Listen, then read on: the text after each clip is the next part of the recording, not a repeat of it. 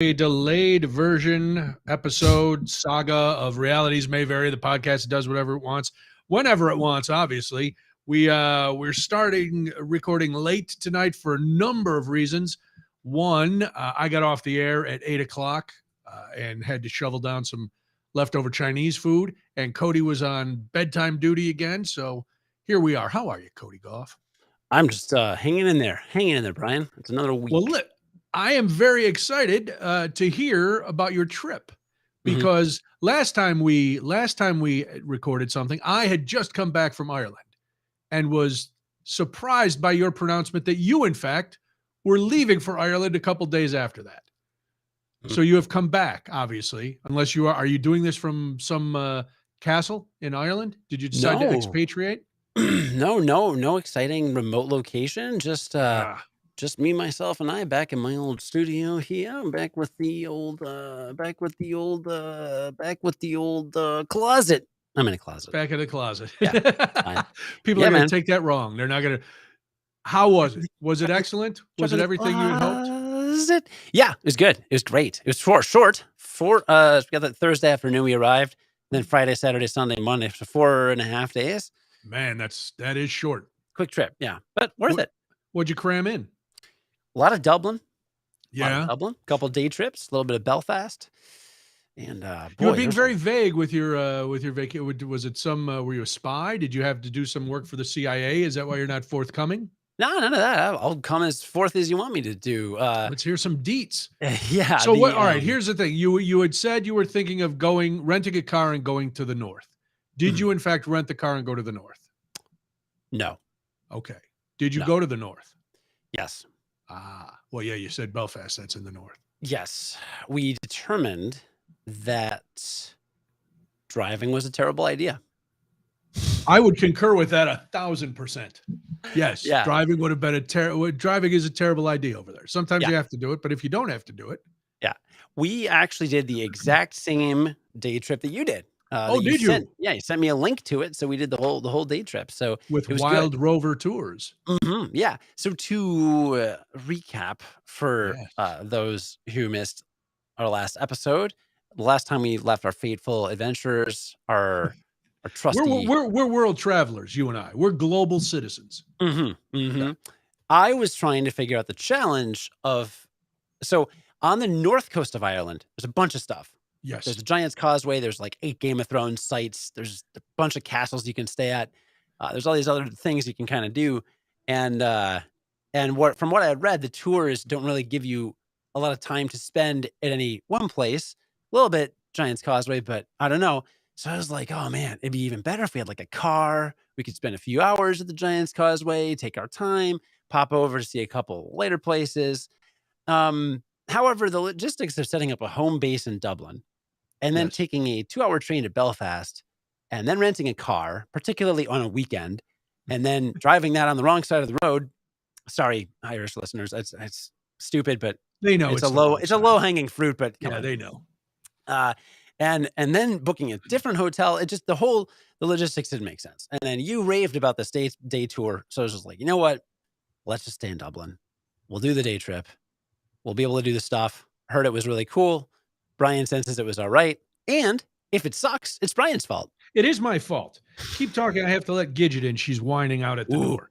Gidget is She's always bothersome. Always bothering. So anyway, so I did the exact same tour he did. Now, it's funny because he forwarded me the email and it said, oh, you get a $15 off voucher. Leave the minute I'm done. It got really loud. The email was like, I get a $15 off voucher next time you book, but it was only available if you logged in under his account. So I didn't get to use it. So I didn't get $15 off, but whatever. For what? Wait, $15 off? What happened? Well, no, when you forwarded me the email, it said you get $15 off your next booking. And then I tried to use it. Oh, tried to use my name. Yeah. You don't want to go as me. Yeah. I may or may not have done something in Belfast that I can't go back for. Uh-oh.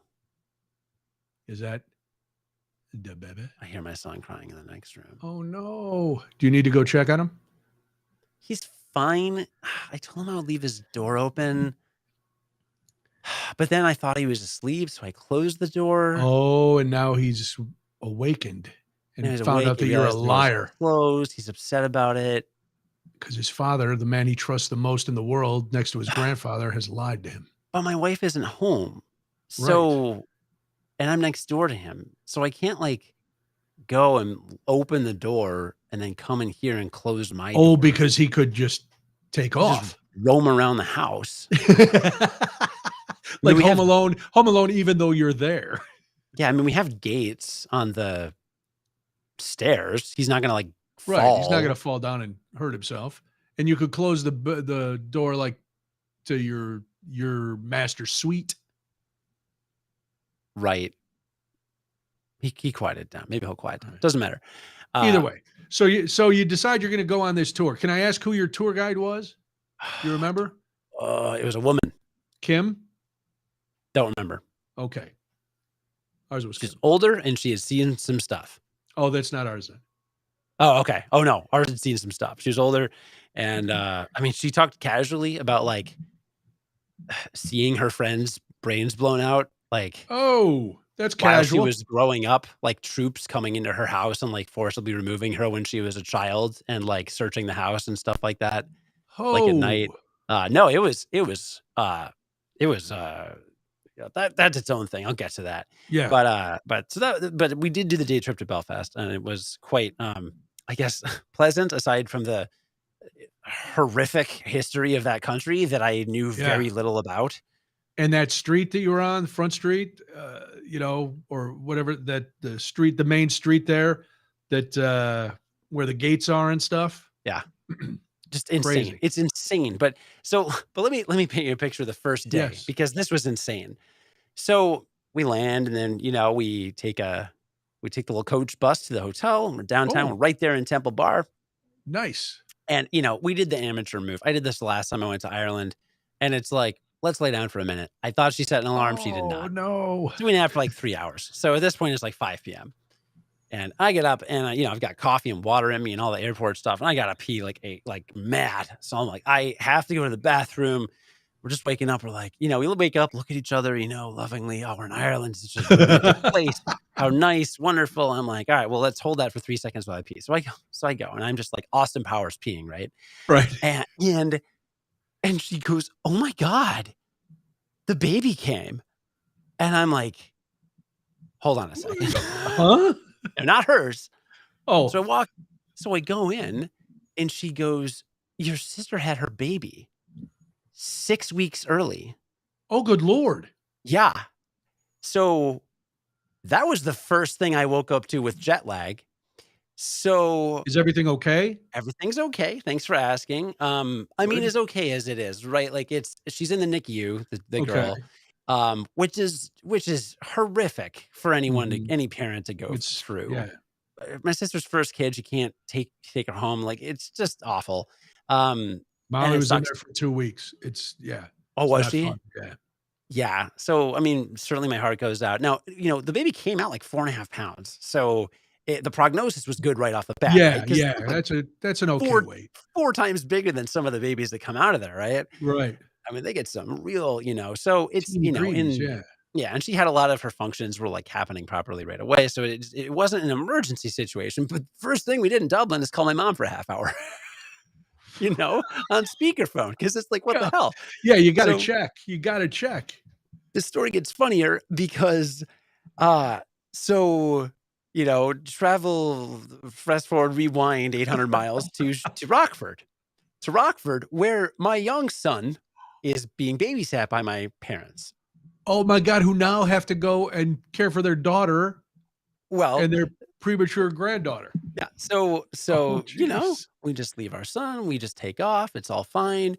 My parents, they see us right before we go to to O'Hare. They saw my sister that night. Apparently, they're just chatting. Everything's fine. So it's like 5 a.m. Rockford time. Then my dad, I guess he went up to go to the bathroom or something, and he checks his phone, and my sister had a baby. Clearly unexpected.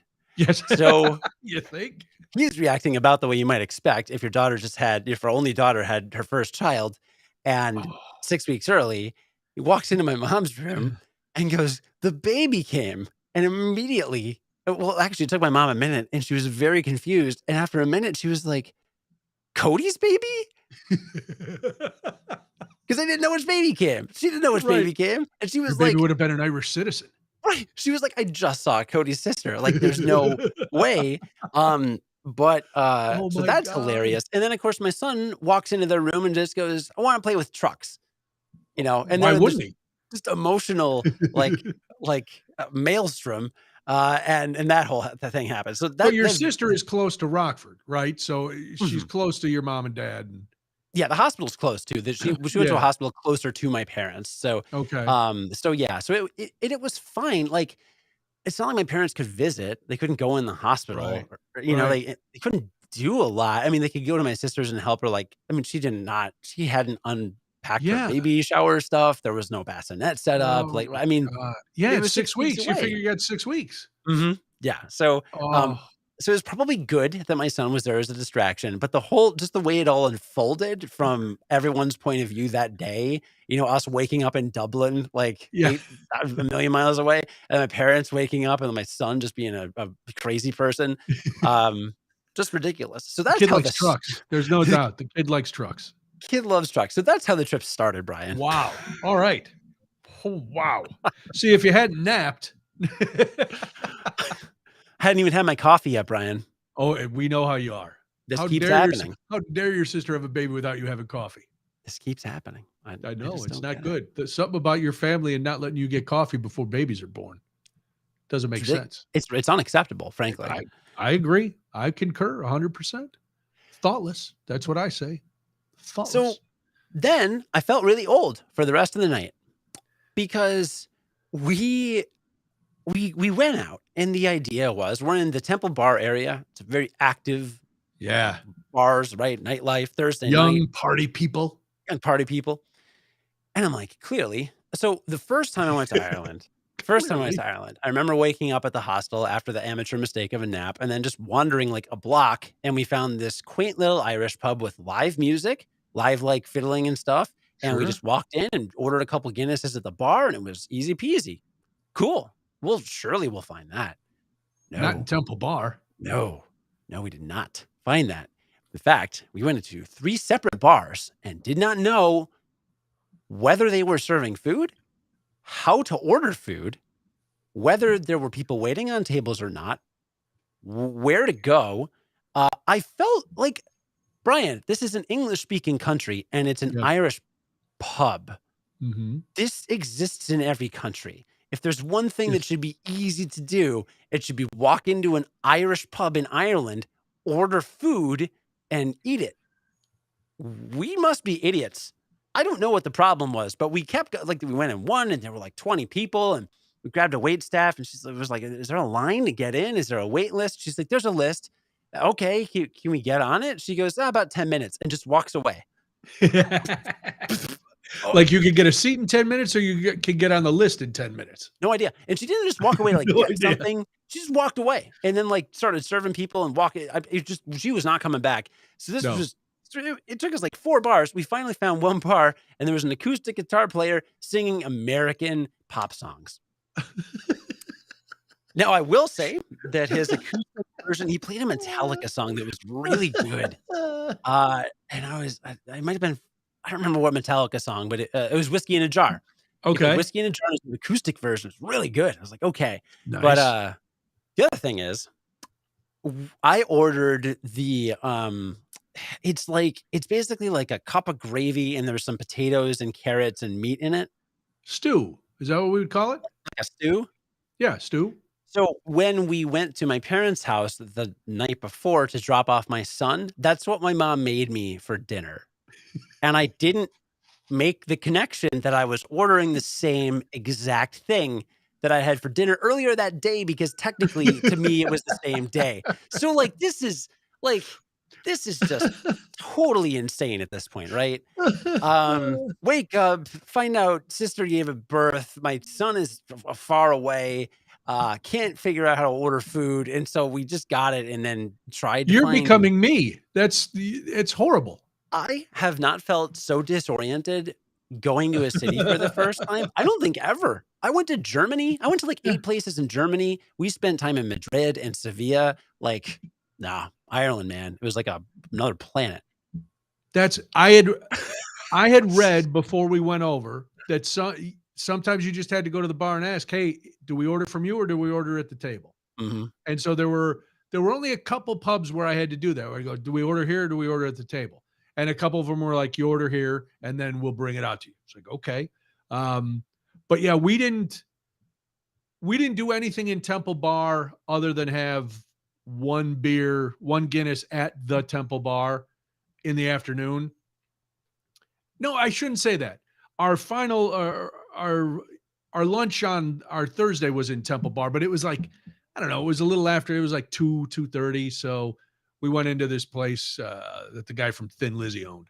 But Mm. yeah, other places we just we were lucky that none of them were really packed. And the one that was really packed, they took a list. They had a list Hmm. and there was a line and it was like, but so, all right. So you finally got something to eat, more stew like you had from your mom, which was better, Irish stew or your mom's stew? Well, the Irish stew was Guinness Oh, battered or Guinness Guinness-based infused or stew. something, so Yeah. it was much sweeter, but, I Yes. mean, I'll never put down my mom's cooking, No, it's I don't good. blame you. I don't blame you. Uh, so we did that, and then Okay. we just were like, "Let's wander around Temple Bar, find some music." Well, we ended up at the Temple Bar by Right. accident. Okay. I remember you saying, it's basically impossible to get in, big tourist thing.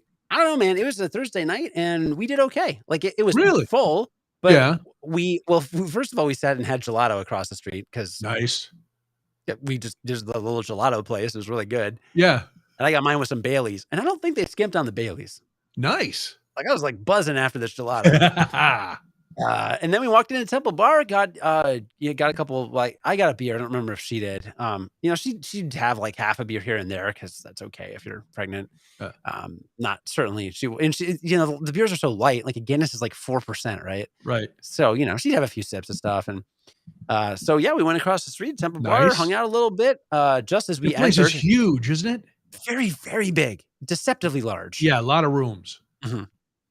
Loved it though. It was fun. And then we Yeah. called it a night. So that was our Alright. whirlwind first day.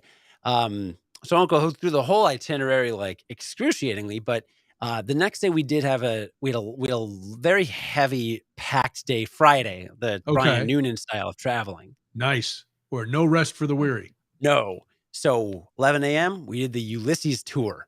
A, Ooh, what is a that? That sounds exciting. a Ulysses tour. Well, James Joyce Ulysses, obviously. Mhm. A legendary piece of literature, good or bad, I'll let you decide. And actually, I wanted to talk to you about this. So Yes. so I've never read Ulysses. My wife is attempting it right now.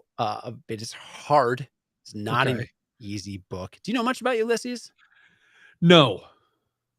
It is, the way he writes, he tries to capture the way someone else is thinking in their inner monologue in their head. Okay. So the writing becomes very frantic and frenetic at many times. There are parts of the book where you're not really clear on who's exactly speaking. There are very few descriptions of anything, so you have to Alright. piece a lot together. Oh, that The sounds last good. chapter famously does not have any punctuation at all. It is just words. That doesn't sound pleasant. No, it is defined as a modernist work, but scholars are fascinated by it. Something, of course, it's very polarizing in the Sure. literature community, but it is not just a book, right? It is an, it is, Touchstone of literature. it's different. Okay. Okay. You don't just sit down and read Ulysses like you read a book, right?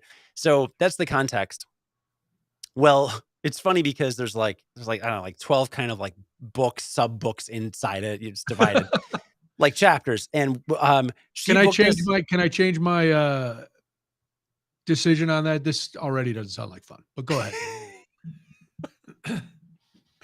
So she set up for a tour that kind of walks you through Dublin, and so it takes place in Oh, Dublin, okay. and it's about a character that kind of is a reflection of James Joyce's self.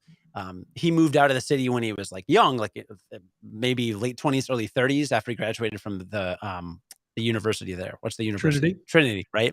Graduated from Trinity, left, never really came back, like maybe one Okay. visit. But from memory, he like did this really thorough um he would really thoroughly like explain things in the book, and it's really cool. So my wife signed up for a tour that kind of touches through and walks through one of the books. So we show up and they give us a tour on a different book in Huh. Ulysses. I don't know why. Because they're It was confused by it too. yeah. The tour was conducted by an academic who is an Oh, American from Buffalo. A okay. little disappointed there. Um, Told you a but lot about Wings, not too much about James Joyce. yeah, yeah. But so have you done walking tours in the cities that you visited, other than like the kind of Belfast Black Cab I'm thing? I'm trying to remember if we've done like we did a Jack the Ripper tour in London Okay. at night. That was kind of cool, walking around town to different sites.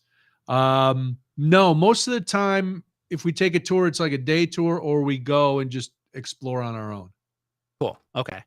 I asked because the book that we walked through is called Lestrygonians. Ulysses is basically loosely based on the Odyssey. So there's Okay. lots of references to different things. But Lestrygonians, the way that if you map out where the main character goes in this book, he sees Dublin as a essentially I don't remember if it's what's the word when you swallow something? The word for when it goes down your throat. Um Swallow. no, yeah, there's like a scientific term for it kind of. Someone in the chat's gonna have to throw it down. It starts with a Devour? no, it's like a specific term for when food moves down like your throat Ingest? through your body. No, it's a weird obscure like science term. Someone will throw it in the All chat. right, I'm looking Anyway, at synonyms for swallow. That's all I I know I got. just looked at it too. I can't find it. But anyway, there's a biological process. I just can't think of it right now. Okay. Anyway, he in this book Peristalsis? peristalsis. Thank you. It was a D. Because I was P, thinking not a reverse D. peristalsis is when you puke. Yes, there you go. So that's how I figured it out. Yeah. I'm an So academic. so what I thought was interesting and that people could maybe take away from this is like rather than like if I did a walking tour, I'd be like, oh, this is that.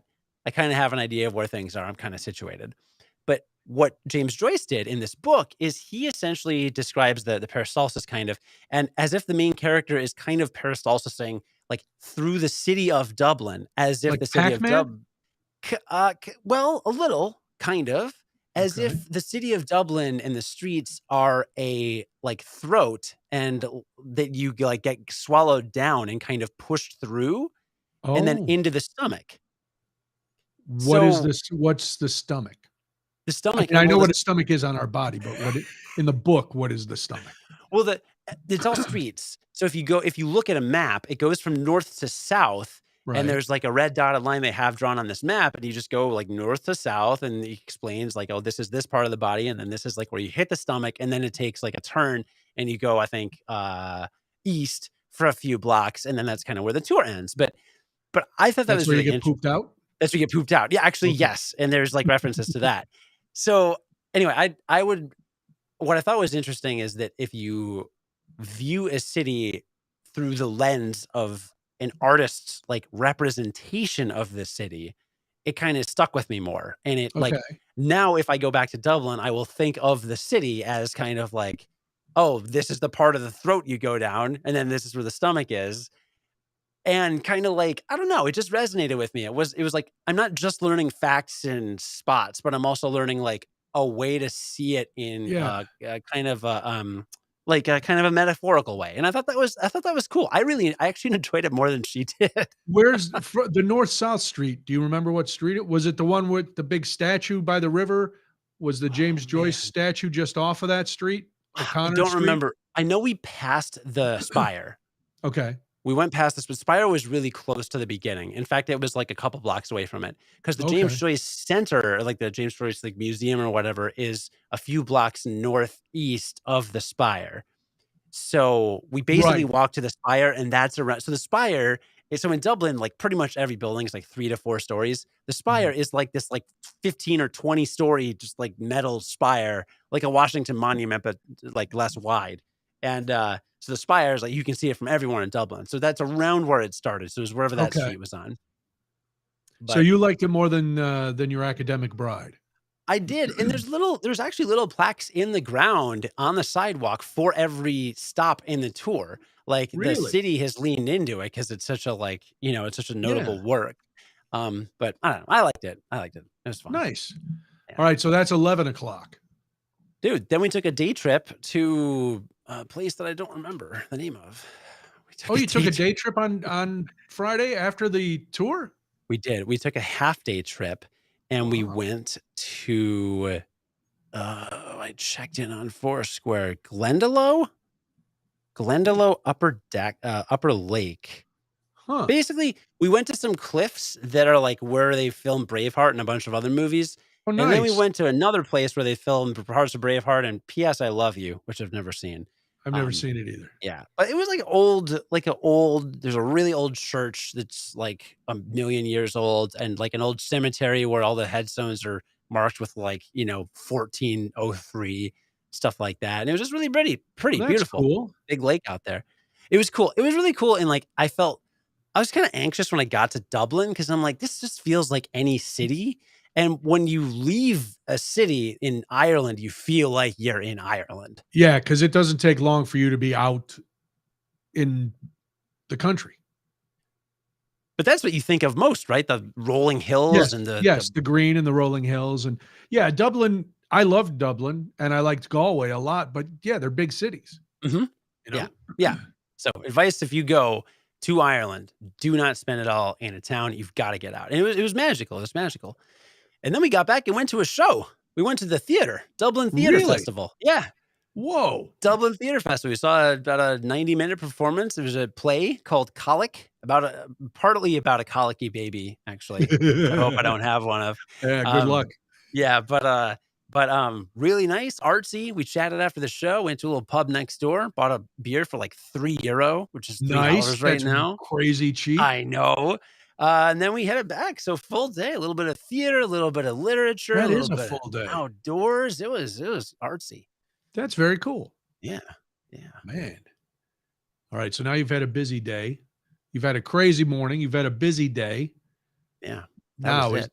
now we're at Saturday. Do you go to is Belfast on Saturday or Belfast on Sunday? I literally don't remember what we did Saturday. Oh, I went to church, Brian. Wait, what? I went to church. Good for you. Well, On Saturday? Casey said she was gonna do yoga, and I looked, and St. Patrick's Cathedral had a service. Funny thing about St. Patrick's Cathedral, because it's called St. Patrick's Cathedral, I assumed it was Catholic. Oh, it's not? It's not Catholic. Oh, I It is wow, I assume that as well. right? Right? Yes, I what is it? No. Is it a mosque? I don't remember. Oh my Okay. god. It's a religion. Lutheran, Baptist? Not Baptist. It's what I never really Episcopalian? Church of England? No, it's the oh god, hold on. I can't believe I didn't. How do I Did you even go to Ireland? What's wrong with me? How did I not it's uh, oh my god, what is it called? Anyway, they gave communion, so I took communion. All right, very Uh, nice. it doesn't even say on the website. I'm gonna lose my mind. Are you kidding me? I am the worst storyteller. Like, I didn't think I had to prepare for this It's because currently the National Cathedral of the Church of Ireland. It was founded as a Roman Catholic cathedral. Also, Church of Ireland Cathedral, Christchurch Cathedral, also a Church of Ireland cathedral in Dublin, is designated as the local cathedral of the Diocese of Dublin in Glendalough. So it is Church of Ireland. all right. Well, anyway, it wasn't Catholic, but I still got Okay. communion, so it still counted. Still a little prayer candle. It was So this was beautiful. this was on Saturday or Sunday? Saturday. Saturday. Yeah, Catch a well, little Massaroo. my wife Nice. wanted to go do yoga. I wasn't gonna go do hot yoga and get all, Oh, ugh, I didn't feel like it, so I just went to church. It was very nice. nice. Yeah, and then I got free admission in the cathedral because they let you in for free if you're going to the service. It had a Oh, 30-minute service, and I, then peaced you get a out and I just tour. kind of walked around a little bit. It was cool. Yeah, then we walked around. We didn't do much Saturday. Saturday was very chill. We just kind of explored Dublin as one does. Nice. Sure, one does Um, that. shopped around a little bit. Went to a Moroccan restaurant for dinner. Ooh, sounds Weirdly, good. it's pretty good. It's pretty good. I could have. wasn't the best food I've ever had, but she really wanted to have some Moroccan food, so it's good. That is an odd craving It, when it you're in is Ireland. it is not To be in great. Ireland to have a Moroccan food craving. Well, we were closer to Morocco than we were over here. True, and Dublin is an international city. I'm still Saying. going to say it's an odd craving to have. But, Wow. Pregnant ladies have cravings. No, she just has odd cravings, and I love that Okay. about her. It's Well, great. good. All right, so Sunday is the big Big Belfast day day. trip there. Okay, so Brian, first of all, weather. All right, you had great weather the whole time, right? Except for the day we went to the Aran Islands. Oh, right, that's right. All right. Yes. Our Belfast day trip, our trip to the north started in a downpour in Dublin Mhm. and then was drizzly and overcast in Belfast and then gorgeous as we got to Dunloe Castle and the Giant's Causeway. Nice.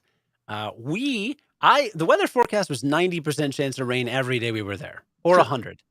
Got there 63 and sunny every day. Nice. Okay. Nice. Day trip to Belfast, a little bit, not so much. A little bit rainy. A little bit Oh, of a rainy okay. day. Bit of a rainy day. So, but we addressed appropriately for it. So yeah, you hit Dunloe Castle. Cool, good to go. Go over to the Giant's Cause. Oh no, first was Belfast. Versus Belfast. Let's save Well, that for first you everybody. stop at the mall. First you stop at the mall to get yourself a bathroom break and a cup of coffee, maybe. There's that. Whatever that weird mall was. Dude, all right, so Belfast. So the bus driver's telling us about people getting murdered in front of her the entire way up. Good Lord. Then we get to Belfast and we take a black cab tour, and there's two cabs that have the lot of us. We kind of go in a group. We get out, and one guy would just talk about how many people he has seen brutally murdered and the history of it, and these just horrible, horrific, brutal, awful things that happened. And then, okay, let's hop in the cab and keep going. And then we would ask lots of questions, and then we would get out, and they would do it again. And by the end, I did not like, how do you so Brian, you are familiar with your Irish roots and with Right. Irish history somewhat. I had no idea. All I knew is because when the IRA was around, they've been around for a long time, but when the IRA was around doing violent stuff in the 90s, I was like 6, Right. like And there's, they make a big distinction between the original IRA and the later day IRA and Sinn Féin and all of that stuff. Yeah, I was 13 when they signed the Good Friday Agreement. Yeah. And what was notable to me was I said, look, after 30 years of violence and bloodshed and just unspeakable acts, what happened when Good Friday happened? Did just people just stop? Did it slow down? And the guy was like, it was like a light switch. It was like overnight, there was just no more violence and it was over. And it was like, that was crazy to me. It was crazy. What did you learn that was new to you that you didn't understand before you went? Just a lot of the, after the Good Friday Agreement, as stuff then went back to being violent and, just seeing the gates that open and close every morning or open every morning and close every evening to keep the Catholic side and the Protestant side separate, and to see the peace wall, which is anything but peaceful, that giant wall with barbed wire and stuff on top. And and hearing the stories of the fights along the streets and just the sheer amount of violence and reading the murals, and the whole thing was very eye-opening and very sad. And, driving over to the Protestant side to sign the wall was kind of moving. Mhm. The whole thing, I found the whole thing fascinating and sad and eye-opening. And, it was just, it's an unfortunate thing that's still going on. Not the violence so much, but Not so much. the Yeah. segregation, the Yeah. separation, it's a lot. So I feel like we should give the listeners a little more info on it. Most people probably know what's going on, but Right. basically, this is like a 1,000-year-old deal where England was in charge of Ireland for a long time, and then England had an Irish king or a Catholic king, and then England's like, we can have a Catholic king. So William of Orange pops over from Holland and his army beats the Catholic king, and William of Orange becomes king of England. And he says, "Hey, thanks everybody for helping out. Here's a bunch of land in Northern Ireland." And then all these Protestants got a bunch of land, and he sent Yep. over all these Protestants. So all these Protestants started populating these counties in Northern Ireland. Well, then fast forward a bunch of years later, and basically the Irish kind of wanted the independence, a lot of them, Yes. and turned out that the British didn't want to let that happen because because of primarily the industry, it was too profitable. Mhm. The textile industry and the shipbuilding industry in Northern Ireland were too valuable for the United Kingdom, so they wouldn't let it go. So instead, they sent in their armies basically and made laws basically against being Catholic. There are I don't want to speak out of turn, but I would say there's a lot of parallels with the Israel-Palestine conflict, where you have one overwhelmingly powerful platform of people that have a tremendous, they wield all of the power and authority, Yes. and they will put their boot on the neck of the other side to get what they want, in a very incongruous way. And then in the 50s, 60s, we're on the civil rights movement. When the U.S. civil rights movement started to kick off, all the Northern Irish Catholics are looking at Martin Luther King and all these peace marches and all this stuff, and they're like, "We can do that." So they start doing Yep. it. Only they were met with a lot more violence than the people over in the U.S.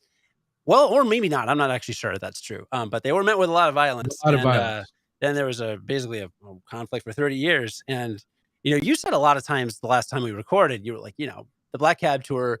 There is a point of view, right? It's run by the Yes, people, the Irish Catholics. the drivers are all, um, guys who were political prisoners.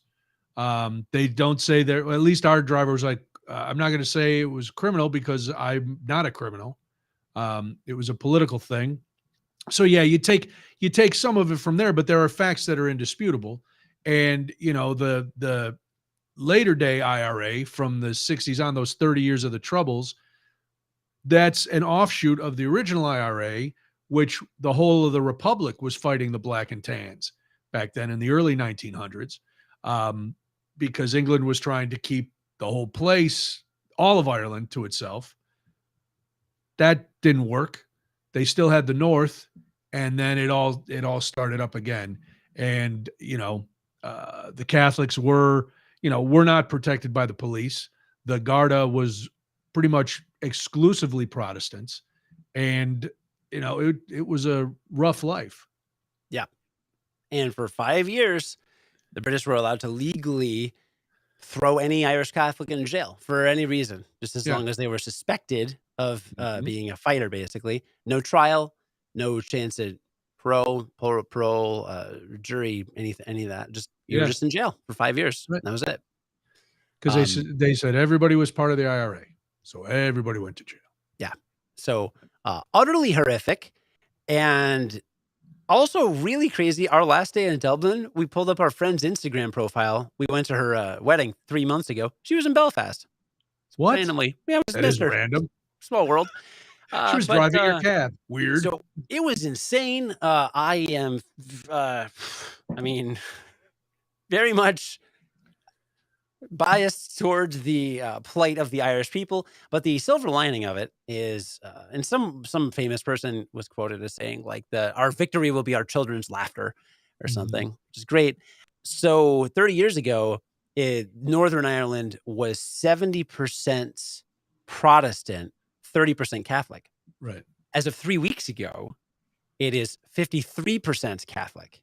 Really? The Catholics have now outpopulated the Protestants. The Catholics are have a little bit more political power. And it was explained to us that's because Catholics reproduce like rabbits. That makes sense. Because every Irish Catholic family has about 40 kids. So Yeah, you gotta restock the army. they're literally out reproducing them, which I think is hilarious. That is Um, hilarious.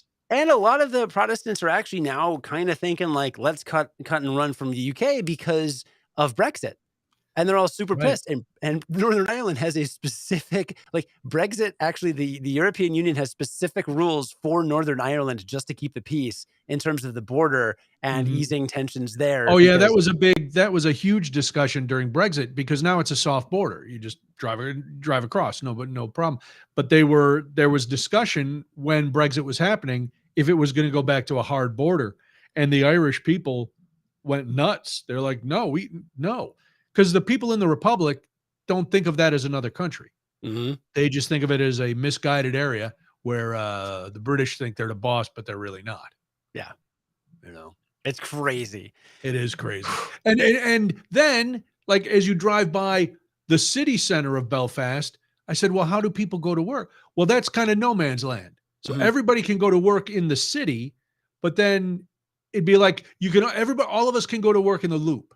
But Yeah, then once you go out to the neighborhoods, you got to stay in your own neighborhood. yeah. I have that same question. Yeah. It's like, how do That's people go to work? Well, because they just go to work. all right. Let's lighten the mood because the other part Yeah. of the Belfast trip, Brian.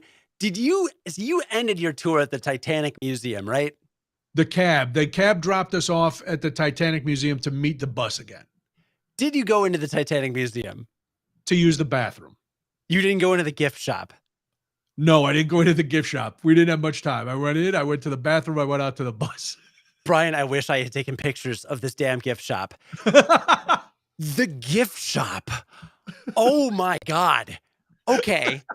So you walk in Well, and explain first how big this museum is giant. it's Titanic.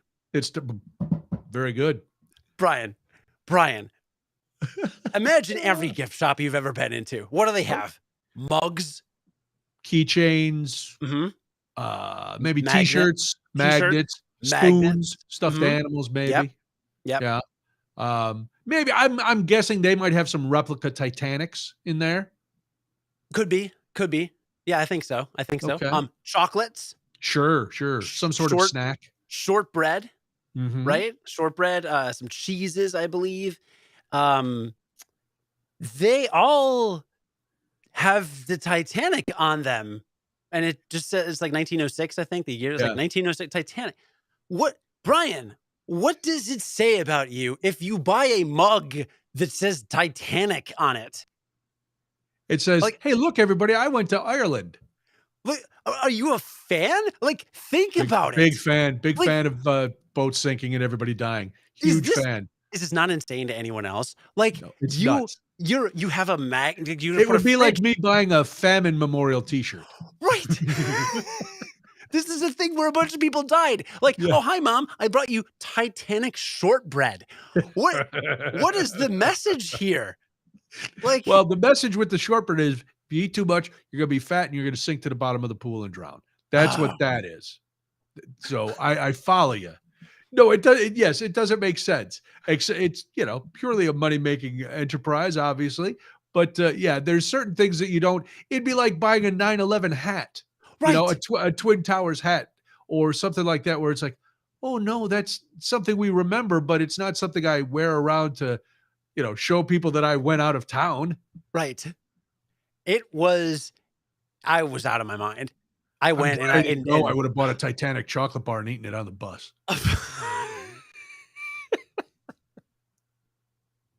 because the chocolate over there is to die for. a Titanic pencil. Oh yes, Like, for the children. what if Did I you bought bring a did you bring your son home a Titanic truck? The truck that dredged it out from its icy grave at the bottom of the ocean? Jeez.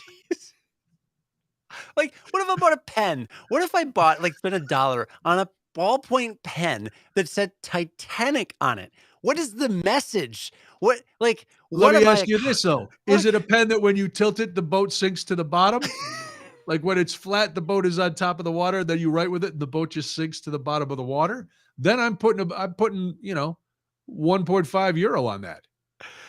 It was the most ideologically questionable part of the entire trip. It's like when people take pictures smiling at horrific places. Oh Like there's god. not a picture of us at the famine memorial with our arm around a statue. There's Right. just pictures of the statue. There's not, we're not smiling in front of one of the murals near the Peace Wall. It's Mhm. just the mural because it was powerful, and we were there, and this is the mirror. It's not us going, "Hey, look at us. Right. That's Bobby Seale."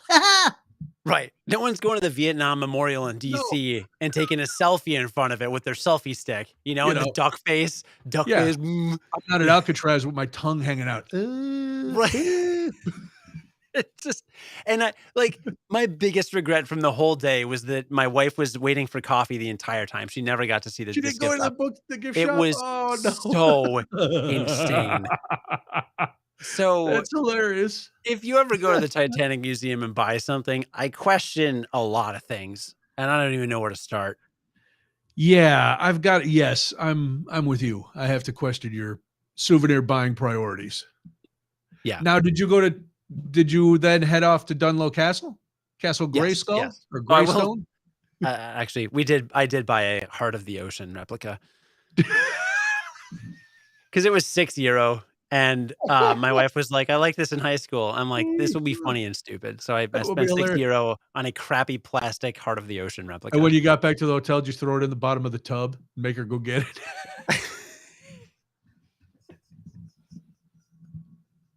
Kaplunk. Why'd you go take a bath, honey? Oh, wherever you are. We're waiting to see our friend that was in Belfast, and she's gonna wear it because I really hope they both are wearing it. That's hilarious. That's It'd be great. hilarious. Monique in the chat saying they have 2 gift shops at the Grassy Knoll in Dallas. What? I don't remember a gift shop at the when I went to the book depository, but that was a long time ago. Wow. Yeah. I did buy a bumper sticker that says I could have hit him from there. I don't know if that was in bad taste. Oh boy. Oh my gosh. Right now, Yeah. the estate of John Kennedy is putting a cease and desist on this podcast. Dude, the Titanic Museum was just something That's else. Anyway, hilarious. yeah, even then we went But to back Dunlow on the Castle. bus. Yeah, back on the bus, Dunlow Castle, very cool castle It on is some cool. cliffs. Yeah, it was, and I am glad that this was the day that the weather was bad because you're by the sea, Yes. and so the water was very You want torrential the and sea to be angry. yeah, it felt you because you could feel the elements and you're like, "Oh man, what if you lived in this castle?" And it was like, well, you live in this castle at any point, and then just Right. the way the weather is crazy. Very cool castle, and then we went to Giant's Causeway, and we did have about enough time. I could have used another 20 minutes, but I'd Okay. say we had a good amount of time for that. Did you do the big walk? We did we did the walk down the hill. The I don't know, you go through the Oh, you tunnel and didn't you go up walk to the down. top of the cliff and walk along and then come down a crazy We walked little back s that way. Oh, you walked back? Oh god. I saw people walking up those stairs going, "What kind of imbecile walks back up these stairs?" It was hard enough walking down those stairs. You, okay. Me. Yeah. Alright. Yeah, we Oh, so you walked the walked, like, the road to get Mhm. there? Okay. Oh my Yep. god, and then you came back the other way. Yeah, we walked down a very steep incline, and then we kept walking because there were more because the Giant's Causeway is these like basalt hexagons that Wow. were formed naturally. Hexagon, octagon, I don't know. hexagon, Yeah, hexagons, I think. They're just hexagon. cool rocks They're cool rocks. that look And like a anyway, bunch of pencils. They're just kinda yeah, sat there.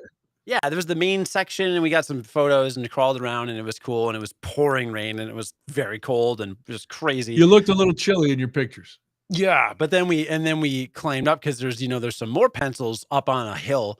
So we got to Yes. them and then we took the highway back. So it was great. Oh my gosh. It was So great. wait, then did you go up the stairs of the cliff?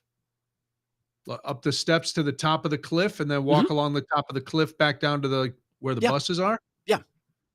Oh, I don't know how you walked up that hill. There wasn't that many steps. When you described the steps, and I turned to Casey and I was like, probably made these sound a lot worse Maybe than they were. maybe we weren't on the same steps. There were not that many steps. There were a lot, if I remember. Well, listen, I'm old and I'm, not in the best physical condition. Let's not kid ourselves. Yeah. Well, But either way, you went there. I saw yeah, your pictures. It was cool, isn't it? it's very cool. It's very Very cool. now it was cloudy. So did you get to see Scotland or no? No, Scotland. Not Oh a chance. man. Not a chance. But like I said, I was glad that we had it just felt wild, with the weather and Yeah. The ocean was quite alive, and it was. I was very happy with it, and it did clear up on our way back up the stairs. So it got pretty a little bit more chilled out, and Okay. yeah. And then we took the bus back, and I just one of the greatest moments of the trip was we were about halfway back, and my wife turns to me and goes, "It's so green here." That's all I ever tell anybody. So I was so happy to hear her say that. Yeah. It was very green, and there's a lot of beautiful scenery coming back from the northernmost tip all the way back down and through, and, Yeah. it's not a bad ride either, No. No. and you're on the bus so you can relax. Did you Yeah. feel relaxed riding on the bus? Yes. And Yes. me saying that is a big deal because you know how much I hate buses and public transportation. Yes. Yeah. Yes. I get it. Well, So, I'm glad that worked out. yeah, it was great. Thank you for the recommendation. I'm glad we did the You're day very trip welcome. instead of a complicated, convoluted 3-day plan. And, yeah, and then Monday was very chill. We just kinda woke up, went at our own pace, went to lunch somewhere, had dinner at that one of the places that you recommended, the Winding The Stair. winding stair, did you enjoy Yeah. it or no? Yeah, it was It's good. It okay. was good. I'm not a shareholder.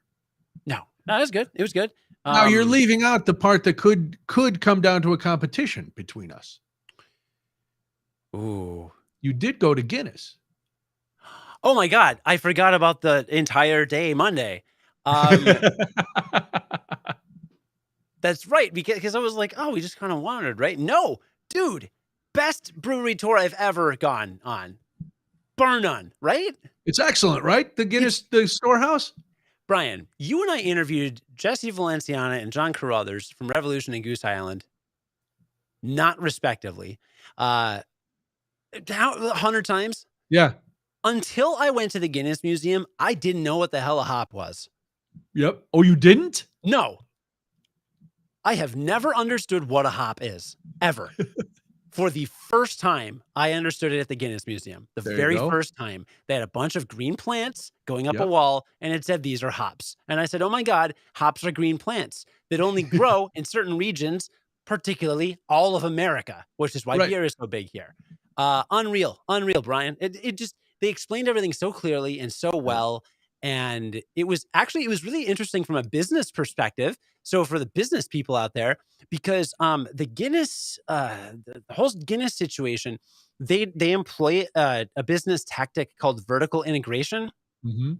and that's when basically you own everything soup to nuts in your supply chain.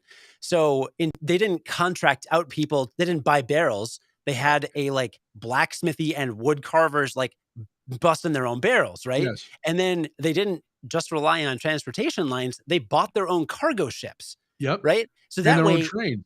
their own train, they own like so much of the land, I guess, that like all the actual grain comes from and stuff. So that was interesting to me from a Yes. business standpoint, because there aren't some companies do that, some others don't. There's pros and cons to it, but it's cool to see it historically because you get to see all these videos of them like chopping at barrels and Yeah, building making the barrels and barrels and building furniture with it, and it's like, "This is so cool." So it was really cool. I poured a perfect pint. Oh, is this the perfect pint competition? yes. It was, I was very when I saw your picture, I was very excited that you made it there. Just because it's cool, right? I mean, Mhm, yes, it's a touristy thing, you gotta brew it, but it's still this global phenomenon that came from there, and it's like, there's no doubting that when a lot of people think stout, their first thing is Guinness. Guinness mhm. is the stout people know. It's not Beamish, it's not Murphy's, it's Guinness, you know? So Yeah. I loved it there. It was great. It was really fun. I'm glad I went. I would Yeah. highly recommend that if you ever go to Dublin. So, Did you bring home your certificate? I did. Did you put it I on your don't resume already? I don't know where it is. I'm actually gonna get it framed and put it in the background of my camera shot from my office when Nice. I'm on calls with people. And they'll go, "Wow, look at him. Yeah. Poured the Uh, perfect pint, eh?" the lass that taught me how to do the last little part, she was quite impressed with how high I went. She said, "No fear, no Wow, fear." nice. Yeah, yeah. Well, it's funny after we did that because we did ours the first day, and I would watch bartenders pour pints at other places. And unlike at the storehouse, where the last couple things to get the good head are you push it back, a lot of the pubs were still pulling forward, and so even after they had let it rest, they did the last little part, and it was still foamy because they didn't just take the time and push it back a little bit. Now maybe their tappers don't work that way in the pubs. Interesting. It was interesting. Hmm. You can see when I'm, I never did well in school, but man, I paid attention when I was getting the lesson on pints. Yeah. That's how we do. Well, that's cool. I'm glad you went there. It's a fun. It's some things you do are just they're not historical or historic or anything. They're just fun, and like you said, you learned something. Mm-hmm. Now, did you go up then? Did you go up for your second pint to the oxygen bar up top? Hell yeah, it was amazing. Isn't it? You see everything. Dude, the bar up top, you do see all of Dublin. It was awesome. Yeah. Yeah, it was great. It was great. And yeah, so all in all, a great trip, headed out early the next morning. American Airlines kind of sucks, but it was cheap. Yeah. So, the whole exit row was empty when we flew there. Nine empty seats. Wouldn't let anybody sit there. Why? 'Cause you didn't pay for them. But the plane's in the air. Nobody's going to pay for them. So I don't know if you know this, but there's actually some high altitude birds that occasionally fly over the ocean. And if one of them had gotten tired and decided that they wanted to sit in an exit row seat, they might have stopped by and popped in the cockpit and then, paid for an exit row seat. Which sounds odd because opening a door to let the bird in would have caused catastrophic damage. Well, but Brian, they've got a lot of technology these days. True. Okay. Yeah. So. That seems weird. Well, I'm guessing you asked as a man of some height. Oh, multiple people asked. Oh, sure. Including the woman next to us who had broken her foot that day or the previous day or that day.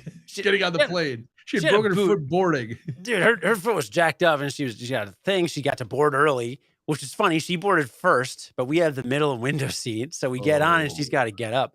She said she specifically asked, she was like, oh my gosh, can I elevate my foot? It would be really nice if I could sit in this row because we were right behind the exit row. Could I move up one seat and elevate my foot? Oh, no, you didn't pay for that. That would be like, actually, the flight attendant said that would be like upgrading you to first class. Now, I don't think that's even close. I don't know if you know how much first class tickets cost, Brian. But it's I know how much the business class tickets cost, and I'm guessing first class costs more than that.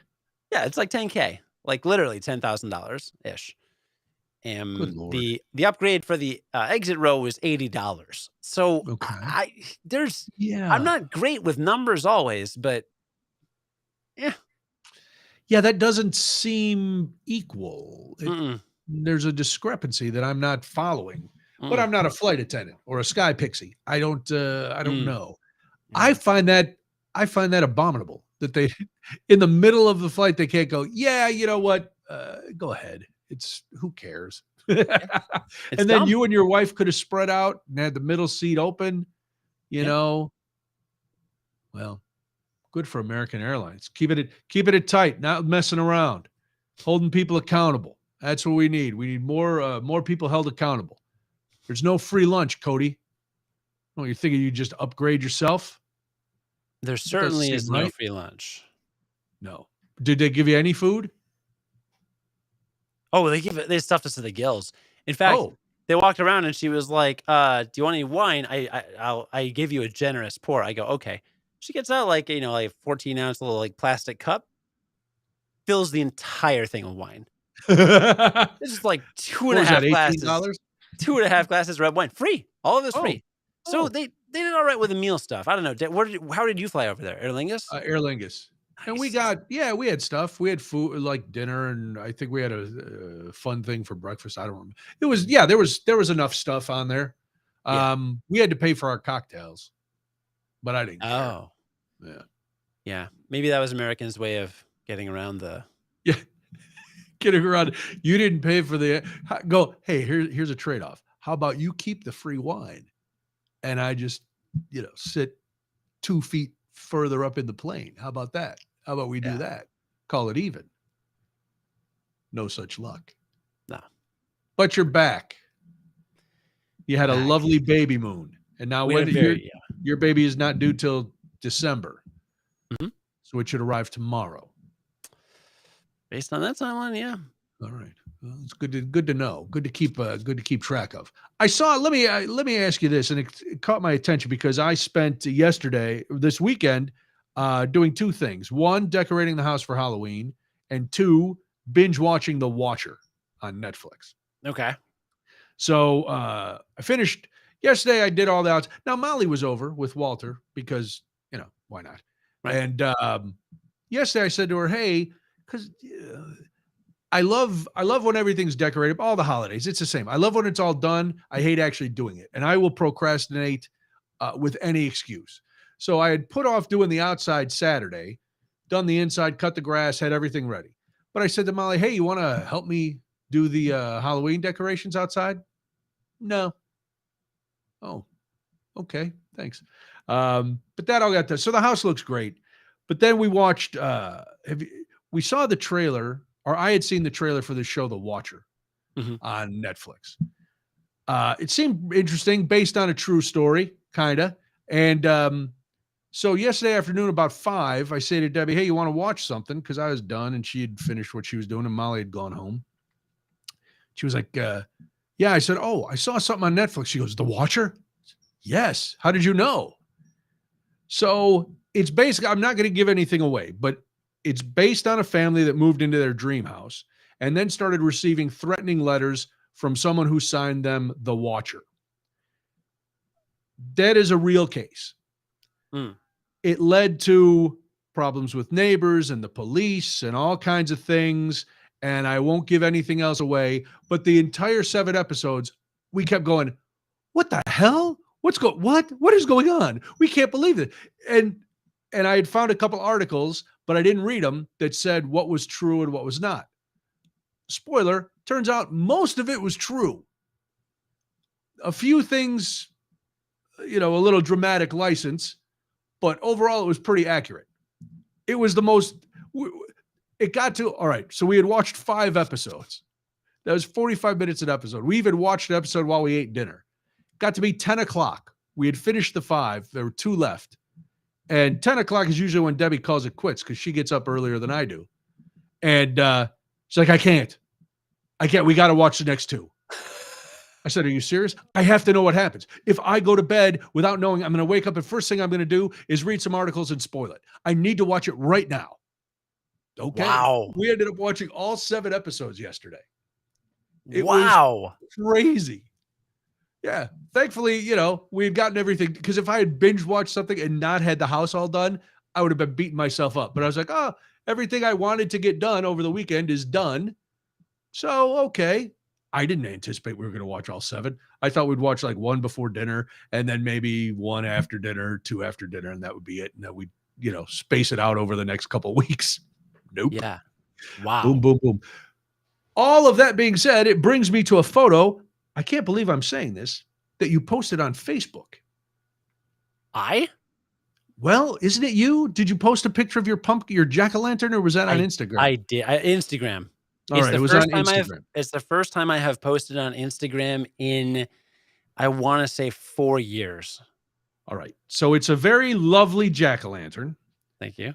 I have 2 questions. Yes. 1, what is the character? And 2, is that his penis? Okay. It's not his pee-pee. Are you sure? The last time I posted was November 2020. So I was wrong. It's been 2 years. But the last time before that was July 2019. So this is my 3rd post in about 3 years. All right. Well, you saved a good one. This is a nice one. Yeah, it is a Pokemon called Gengar. Okay. And it is a ghost type Pokemon. I'll hold it up there for people to see. Yeah, it looks great. And thank you. Did you print that? No, God, no. I printed out an outline and then I carved it up.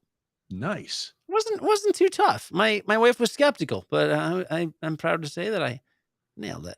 You did. I was very happy with it. Is that his tail or his dork? His tail. All right. Well, it kind of looks like it might be his demon dork. Just a little tail. It's hanging out. He looks great. He looks spooky. How'd your son enjoy it? Thank you very much. He thinks it's too scary. Yeah, he's 2.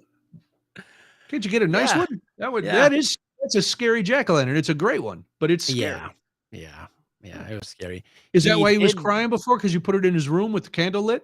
So Oh, every time well, his eyes open, he sees this demon looking at him with a questionable tail dork? I mean, look, they gotta learn sometime, right? I Gotta guess, grow yeah. up. He did enjoy scooping the guts out of my wife's pumpkin, though, so Did he? yeah. Good for him. Oh, yeah. I used to love carving pumpkins when Molly was little. I Yeah? loved carving them when I was little. I loved it when Molly was a kid. It was the greatest. What about now? I don't do it anymore Why? because I'm, an old man by myself. Well, Debbie's here, but she doesn't care. She doesn't care one way or another. Do you wanna So carve pumpkins on Friday? We can carve pumpkins. I don't know. We'll think about it. Okay. We got to carve a non-scary one for your son. Okay. Just an old school triangle nose, triangle eyes, big grin with a tooth. Perfect. Yeah, that sounds like fun. No, but this was very good. That's why I wanted to find out who it was. I knew it was some sort of demon. But what does that have to do with the Watcher? It was just what I know. It was the decorating for Halloween. I said I did two things. I should have led with the Oh, Watcher and then gone into the Halloween decoration, which would have flowed nicely into your jack-o'-lantern. I went backwards. Carve a Mickey Mouse. Oh, Roger's been we should say ooh, Roger's been commenting. Hello, Roger. Roger, if you don't know, got a dog. I saw. How could you not see? This dog is becoming an internet influencer. Roger has put this dog in more videos than a Kardashian, and about as much sex. There's been the dog is frisky, but yes, Roger got himself a beautiful beagle. I believe the name is Taylor Swift, and Is that so the name? I believe that's the dog's name. I don't know if Roger and his lovely bride named the dog Taylor Swift, if the dog came to them named Taylor Swift, if the dog had a lot of ex-boyfriends. I'm not sure how Mm. the name came up, but that is his dog. Looks like a fun dog. Looked like the first few days a little nervous to be around Roger, which I don't blame the dog at all. Roger's very high strung, and if I'm a rescue dog, not sure of where I'm going, and I get to Roger who has puppy energy anyway, I might be a little nervous myself. But the dog seems to be adapting very well. It seems to, from all the videos I've seen this dog on video more than I've seen the Zapruder film. Wow. Nice callback to the grassy knoll from before. Nice. Um, but yeah, it seems to be adjusting very well to the nice backyard that Roger built. It was named by the Anti-Cruelty Society, and they kept it, according to Roger. Hmm. So that's very nice. It's good. He had his old dog for a long time, and I know he missed having a dog. So it's nice that he got one. Nice. Nice that he got the dog. We we have had Walter. We've had Walter so much lately. So now we've had 3 dogs. But I like having. When are you getting a dog? Now you got 2 kids. Now you got to get a dog, right? Well, we don't have 2 kids yet. Well, you're gonna have 2 kids pretty soon, I'm guessing. We'll get there. Yeah, after my wife says when the oldest one is old enough to pick out a dog, which I don't think I'm going to let happen because you need criteria. You need parental guidance on a decision like that. But we'll see. We'll see. I've never bought a dog before. I've lived with many dogs. I like dogs, but never bought one. We've thought about the Here's cat the idea too, thing. but Yeah, your cat. Yeah, the cat idea. I was just going to bring that up. That was a thing before. That a cat was coming. yeah, we'll be good with the dog. I I mean, like the dog idea better. dog idea is probably better. Yeah, it's fine. I like a We've had dog better. we have dogs visit the house. Iceback John's dog has visited. My parents' dog has visited. My wife's parents' dogs have visited. If you want to bring one of the dogs Friday, go Your for it. son has played with our dogs and Walter a lot, and Dude, bring one of them if you always want. had fun. Bring one if you want. They don't travel, really. Walter will be here. Yeah, they don't travel. They travel to my mom's. Wait, am I going to your house or are you going No, to I'm here? coming to your house. That's what I thought. All right. Yeah, I'm coming to your house. No, I was saying Walter's going to be here, so I could have brought, but I'm not bringing him. He's a lunatic. Yeah. No, I'm coming to your house. But like Gidget has been asleep here tonight. She's calm. Yeah. Everything's fine. So yeah, well, good luck with that. And now, have you done outdoor decoration for Halloween? Just the Oh, jack-o'-lanterns. just a Well, we jack-o'-lanterns are have fun. we have a happy Halloween, like, banner we put on our front door, but I really wanna get more into the stuff. I want the purple spotlights. Oh, I nice. think I that's use the green on my ghouls. Oh, I have that's a smart. like a mummy zombie that I've hung up on it almost looks like it's being crucified, and I have a Mhm. green spot on that one, and then I have this other hanging floaty ghoul that I have a green spotlight on. Purple is good too. See, but Yeah. green you could reuse for Christmas. Well, which I do for some things. Hmm. Um, yeah, I came up with that back when we were living in California at our house because we bought this. I finally got rid of it, not the Halloween before last, because it was a rubber ghoul specter in a top hat, and it was like white with the green, and I was like, it was hanging from a tree, and I was like, how are we going to get people to see it? Green spotlight. So the green spotlight illuminated this spooky thing that was just floating in our tree. It was like, so yeah, Nice. green spotlight. But purple, I like purple too. Yeah. Oh, Get a I've seen a couple. lot of purple in it. I like it. Yeah. Now then the question becomes, are you going to be a cutesy house or a scary house? Cutesy. You got to, well, you have a very young child and Yeah. another young child on the way. So yes, cutesy is probably the way to go for you. And it's just not I'm not that's not I'm not into horror movies and stuff. Okay. How Well, about you? like ours is, I would say, like for little kids, ours is scary. There's tombstones and there's some skeletons and there's the last year we got this a giant inflatable, like 12-foot thing with a flaming pumpkin head that is out there. Good And lord. yeah, it's pretty. And then well, I told you, I've got the mummy crucified on the thing. And so I guess it's scary. There's nothing gory. Like there's a few cutesy little things like these eyeballs that we got. They almost look like Muppet eyes, different things that I have popping out from behind some of the tombstones. And, this year I got this flag pole that can hang the banner flags. So we bought a cool Halloween flag in New Orleans a while ago, and it's Happy Halloween with a fleur de lis ghost. So that's kind of center. So you know, it's not gory, but it's not cutesy. It's Halloween. We've got this witch banner on the front door that we got years ago. It's like a silhouette of a witch over a pot. So I would say it's. I would imagine if you let your son just wander past, he might go, ugh. But little kids stop all the time on the sidewalk with their parents and stuff and just look at it and like, oh, look at this. Because there's no blood, there's nothing screaming, there's no strobe lights. It's just like, oh, look at that thing floating there. That's scary. And they'll go, oh, that's scary. And then they just toddle off. And they're never really too scared to come to the door to beg for candy. So that's good. Yeah. Yeah. Um, I have a lot to think about with my outdoor because we don't have any base, right? Like we don't really have anything yet. So whatever I Yes. do will be from scratch. I've thought about the inflatables, but I've never bought an inflatable. I would get I the big pumpkins, I think. I had a Frankenstein inflatable that we bought on Halloween. It would have been 2002, maybe. Wow. And we got it at Sam's Club in California. And it looked just like CB, the Insatiable Insomniac. And the last few years, it was just not holding air like it used to because it was 20 years old. Hmm. So that's why we got the new scary thing last year. Um, but yeah, I'd gotten away from inflatables except for that one because like Christmas, I don't have inflatables anymore. But I don't mind a Halloween inflatable. Yeah. The rest of the stuff is not. A lot of it is like some of the things we have are probably. Well, I got them the first Halloween that we moved back from California. So some of them are like 15 years old. Some of these plastic things that we got at Target, these light up signs and stuff, and they still work. Yeah. Like every year I put them together and I expect the lights not to work anymore. Every year they work. You'll have to bring the child by one evening so he can experience it. If it's not too scary for him, yeah.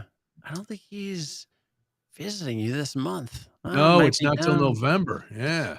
Maybe Thanksgiving decorations. You never know. What are we gonna have up for We'll have something up for Thanksgiving. Yeah, that's something. A little something, something. Who knows? Who knows? But yes, you've got that worked out for you. You don't want to be the one house in the neighborhood. Does your neighborhood do it up? Because you have a lot of It's kids on your street, right? it's 50-50, but the thing, my wife was pointing this out. I don't think when we were kids, in late 80s, early 90s, I don't think people really decorated outside for Halloween, right? That's No, they put the newer. pumpkin jack-o'-lanterns in the window. That was it. Like we Yeah. would all carve a jack-o'-lantern. So in my parents' front window, there were 5 jack-o'-lanterns. Mhm. But yeah, that's what people did. Put some jack-o'-lanterns up. And maybe cobwebs crept in, and then it Maybe, just yeah, went. on the bushes. Yeah, then it went insane. You know what it did? When people like my age and then the generation below got older and didn't want to be adults, they still wanted to be kids. So Mm. that's when Halloween, parties got much bigger and all the adults wanted to Halloween except for the kids.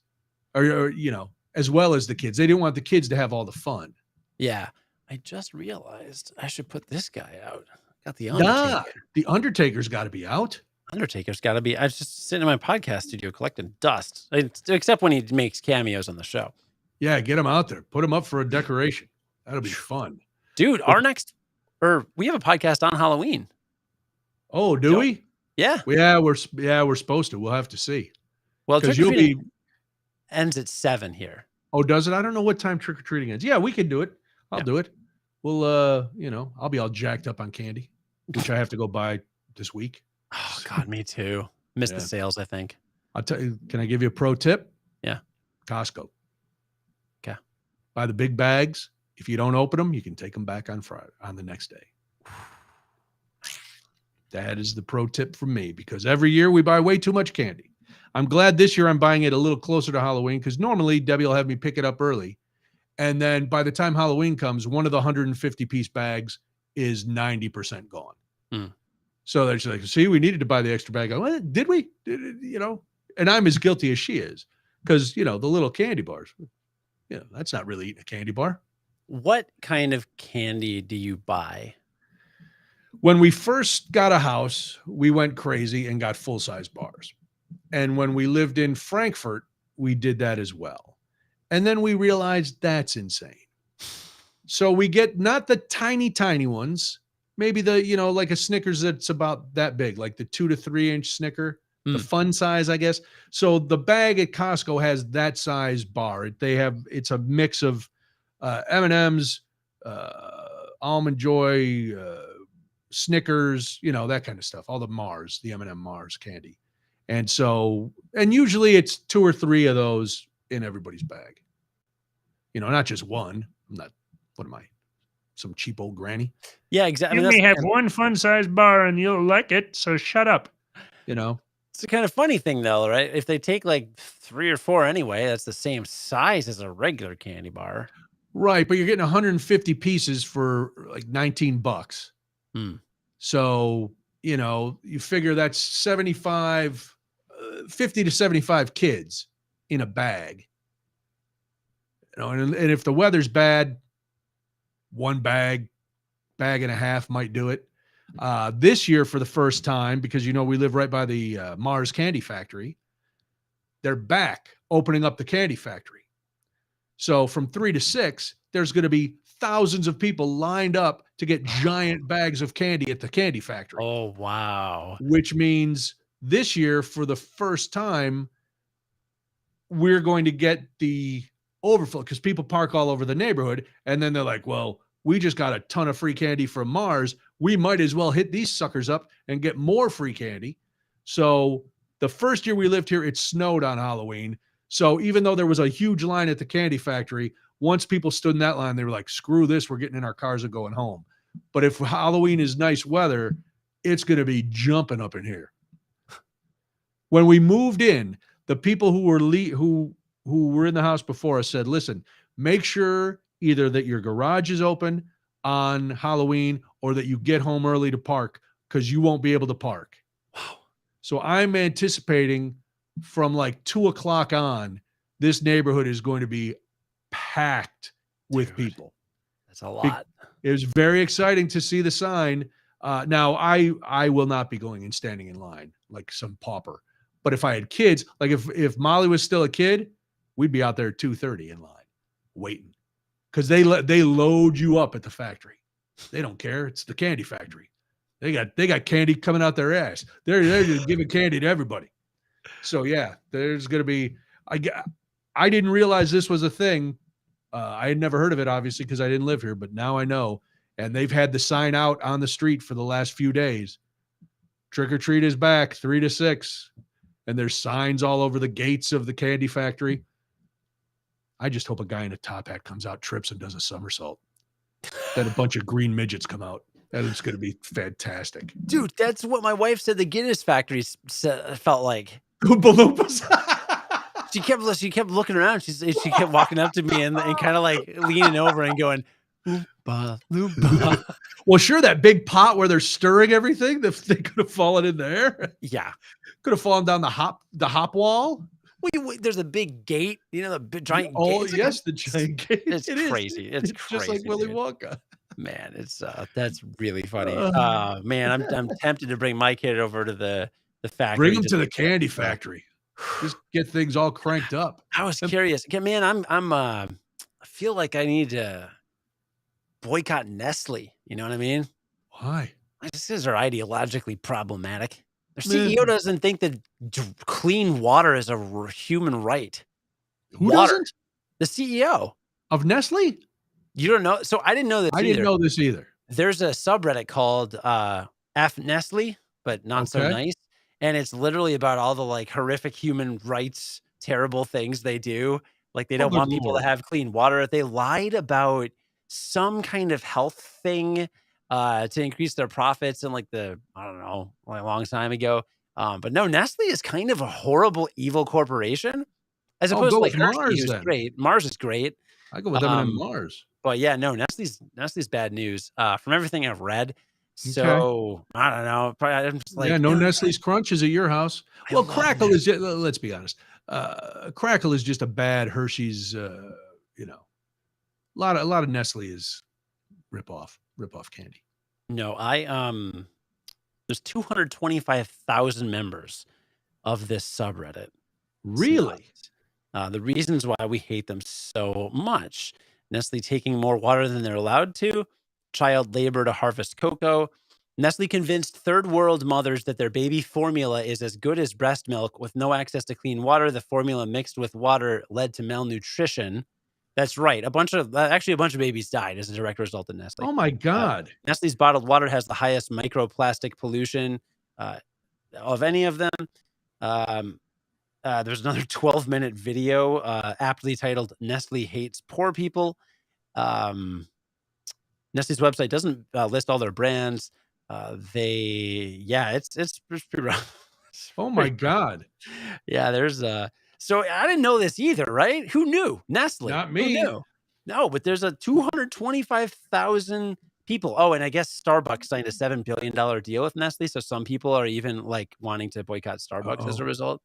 But man, it's that's bad news. Yeah, well, I got to tell you, the folks at M&M Mars, I've said this before, great neighbors. Yeah. Gave us a bunch of candy during the pandemic on Halloween. They make the neighborhood smell beautiful. According to my wife and daughter, it smells like chocolate. Good smell to have from a corporate neighbor. They keep the place looks like a junior college. The outside, the landscaping and stuff, you'd never know it was a factory. It's beautiful. True. Yeah. Your son's welcome to come over. Have him bring that, put him in that little motorcycle and get in line and stand with all the other folks getting free candy. Love that motorcycle. Then bring it over here and let me have some of it. I'll let you park in front of the house. $5. Yeah. Put the traffic cones out. I'm going to dibs it. I'm dibsing it on Halloween. Much to the dismay of Nick DiGilio and other people. I'm going to dibs it. Go dibsies on Halloween. Because nobody dibses on Halloween. So that people won't know what to do. They're like, what is this? There's no snow. Why does he have dibs? I go, ha. I can move these chairs. $10. What? Want to go to the factory? It's right there. You see it. You see it right from my house. Sarah Palin, I can see it right from my house. Okay, I'll pay $10. Daddy, I want to go get free candy. All right, I'll pay him $10.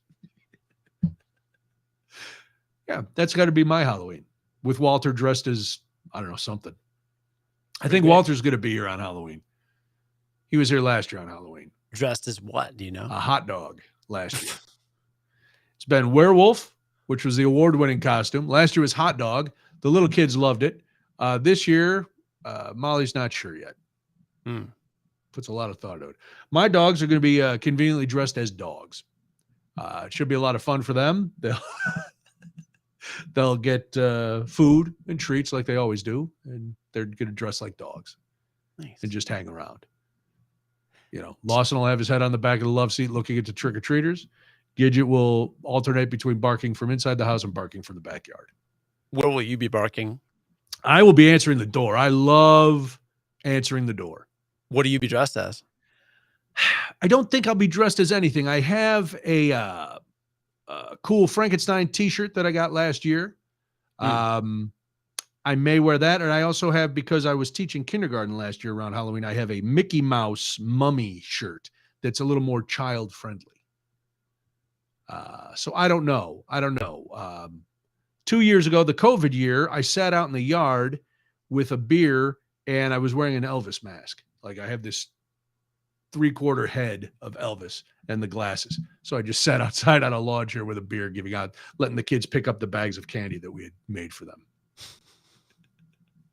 Yeah, I'm a dork. Plus I like to hear, I'm very empty inside, and I need the acknowledgement of strangers when they all come up and then the parents go, "Your yard looks really good." And I'm like, "Oh, thank you." And suddenly I have a sense of worth that goes away on November 1st. And then comes back sometime in December when I do Christmas. So yeah, that's how I'll spend Halloween. Trying to fill the void that's inside me. A lot to unpack. Voids are very dark. It's very, a lot. Well, thematic. it's Halloween. It's got to be dramatic. What am I going to say? Hole? That doesn't sound as dark as void. Yeah. The deep void of my soul. Mm. I think that sounds better. It does. Yeah. On that uplifting note. Well, we are having our first ever 2 years in, 2.5 years into this podcast, we're having our first ever production meeting. I know. This is going to be weird. So next week, who knows what the show is going to be next week, because we're going to sit down. Cody, as you know, is an expert when it comes to podcasts. That's his business. I am an expert when it comes to running my mouth about nonsensical things. So, we'll see. I don't want to make any promises. I don't want to say it'll change too much or won't change too much, or who knows what. Maybe next week we both wear hats. Maybe I put on a down vest. It's a whole new look. I dress like a finance bro. Put on one of those fleece vests and a long sleeve button down shirt. Yeah. That's what I'm thinking will come out of this meeting. Costumes. Costumes for the show that will change everything. Yes. Realities and outfits may vary. That'll be the new name. Visual components for an audio platform. Mm-hmm. That sounds about right. Yeah. I can't wait. But you know what? Saturday, my wife swung by Revolution Brewing over the weekend for me when she was in the city, because she picked up 3 new Deep Woods releases. Really? Yeah. Well, I have a Revolution product that I want you to try. I'm not going to say much about it, but I'm going to bring some for you to try. Can't wait. Yes. Mysterious. Nice. Mysterious. Sandy doesn't want us to change too much. Sandy, it's going to be all serious topics about mental health and my void. It'll be void. Called Plumbing the Void with Brian and Cody. We'll have a therapist on every week. A different one, though. Not one that knows you at all. It won't be building. Different therapists every week. And Cody will get to explain things and ask the therapist questions, and I will just sit here and weep. I mean, honestly, it sounds like a pretty strong show premise. It does sound good. Emotionally, I might not last through the first season, but, I'm willing to give it up for the show. Well, it's not like we have that many I have that many secrets anymore. Right. Same. So, well, I can't wait. All right, it'll Be be fun. fun. Yes, the big meeting is on Friday. We will be back here next Monday. I don't think either of us have any plans to leave the country soon. Do you have any? Are you I'm gonna good. become an expat? No, I'm good. Moving to Belize? I'm already an expat. I still live here. I am. I'll leave you with this. My next trip is Mardi Gras, of course, and I am so excited because the other day we were ordering our throws from the crew, and I'm always looking for a bargain. You know me. I'm always looking for a better deal, a BBD, bigger, better deal. Mm. So we had a hotel booked in the French Quarter, fully refundable, or free cancellation, whatever. We hadn't paid, free cancellation up till right before. So I'm looking and I'm looking. I go, and I don't know why I decided to look. The place that we loved to stay down on St. Charles had some rooms. And I text Debbie because I'm upstairs and she's downstairs and I'm not going to bother walking down to talk to her. So I text her and I say, hey, can you come up? Long story short, we now have a 1-bedroom suite on St. Charles Avenue for less money than we were going to pay for a small room in the French Quarter. And because of that, we are in our sweet spot for Mardi Gras, where I will be able to sit in my chair on St. Charles Avenue, smoking cigars, and drinking Mardi Gras Bock, watching the parades, talking to people. And then we still will ride in our parade Friday night, but the rest of the time will be where we really want to be, which is sitting on St. Charles watching the parades. Nice. So I could not be happier. Nice. Yes. So now I have something to look forward to. Nice. A little something to fill what? The void. Yes. All right.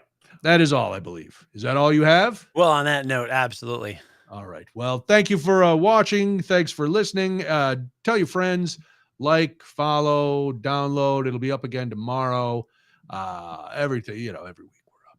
So I've got nothing. Cody? Bye.